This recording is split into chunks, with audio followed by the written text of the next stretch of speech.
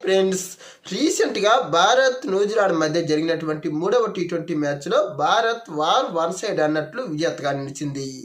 ప్రధానంగా ఈ మ్యాచ్లో భారత్ న్యూజిలాండ్ నిర్దేశించినటువంటి 153 పరుగుల టార్గెట్ను కేవలం పట్టుమని 10 ఓవర్లలోనే ఛేదించేసింది. మెయిన్గా ఈ మ్యాచ్లో అభిషేక్ శర్మ తన యొక్క విశ్వరూపాన్ని ప్రదర్శించేశాడు. ప్రధానంగా భారత్ నుంచి యువరాజ్ సింగ్ తర్వాత అత్యంత వేగవంతమైన హాఫ్ సెంచరీ సాధించిన క్రికెటర్గా రికార్డులెక్కాడు.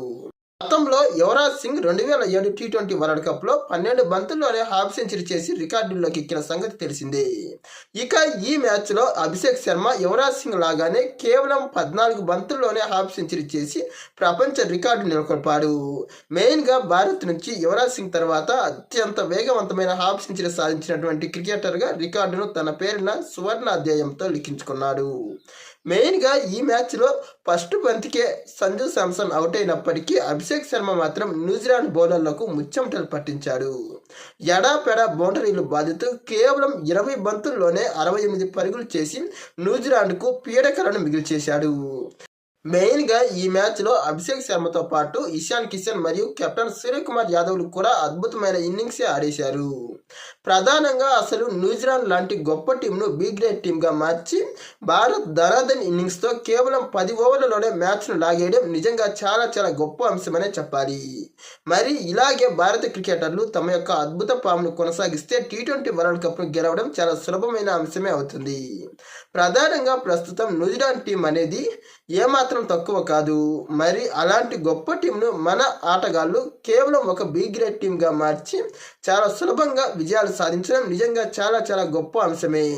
మెయిన్గా వాళ్ళు వన్డేలో మన పైన సాధించినటువంటి ఆధిపత్యం అంతా ఇంత కాదు. వన్డే సిరీస్లో నార్మల్ టీంగానే వచ్చి మన టీమిండియా పైన మొట్టమొదటిసారిగా వాళ్ళు సిరీస్ని గెలిచారు.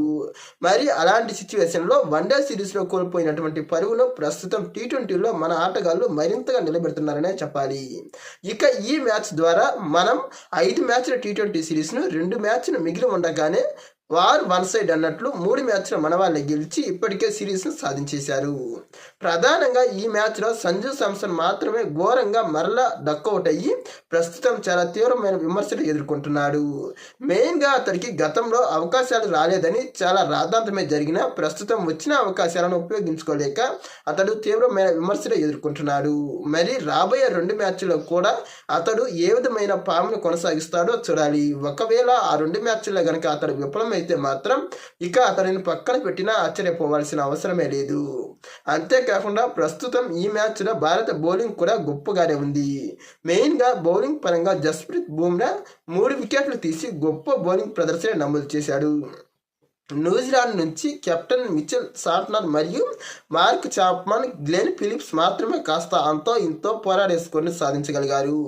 ఇక మిగతా ఏ బ్యాట్స్మెన్ కూడా గొప్పగా ధాటిగా ఆడలేకపోయారంటేనే మన బౌలింగ్ ఎంత గొప్పగా సాగిందో అర్థం చేసుకోవాలి. ఇక రవి బిష్నోయ్కి చాలా రోజుల తర్వాత టీంలో వచ్చిన అవకాశాన్ని అతడు అన్ని వైపులా అందిపుచ్చుకొని గొప్ప బౌలింగ్ ప్రదర్శన నమోదు చేశాడు. న్యూజిలాండ్ను కేవలం 153 పరుగులకే కట్టడి చేయగలిగారు. చేజింగ్ను ఆరంభించినటువంటి భారత్ టీం 153 పరుగుల టార్గెట్ను కేవలం 10 ఓవర్లలోనే ఛేదించేసి ప్రపంచంలో భారత్ టీ20లో ఎంతటి ప్రమాదకరమో ప్రపంచానికి పరిచయం చేయడంతో పాటు భారత అభిమానులకు రిపబ్లిక్ డే గిఫ్ట్ను కూడా అందించారనే చెప్పాలి.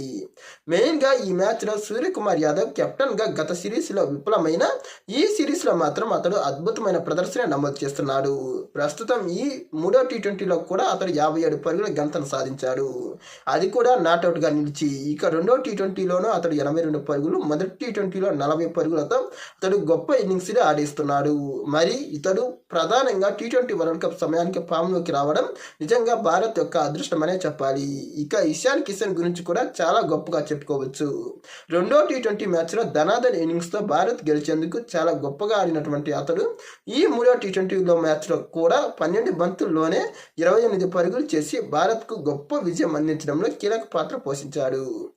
వచ్చే టీ20 వరల్డ్ కప్లో కూడా మన ఆటగాళ్ళు ఇలాగే గొప్ప ప్రదర్శనను నమోదు చేసి మన భారతీయులందరి చిరకాల స్వప్నమైనటువంటి టీ20 వరల్డ్ కప్ను అందిస్తారని ఆశిస్తున్నాను.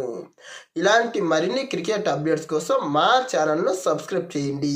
ఈ వీడియో నచ్చితే లైక్, షేర్, కామెంట్.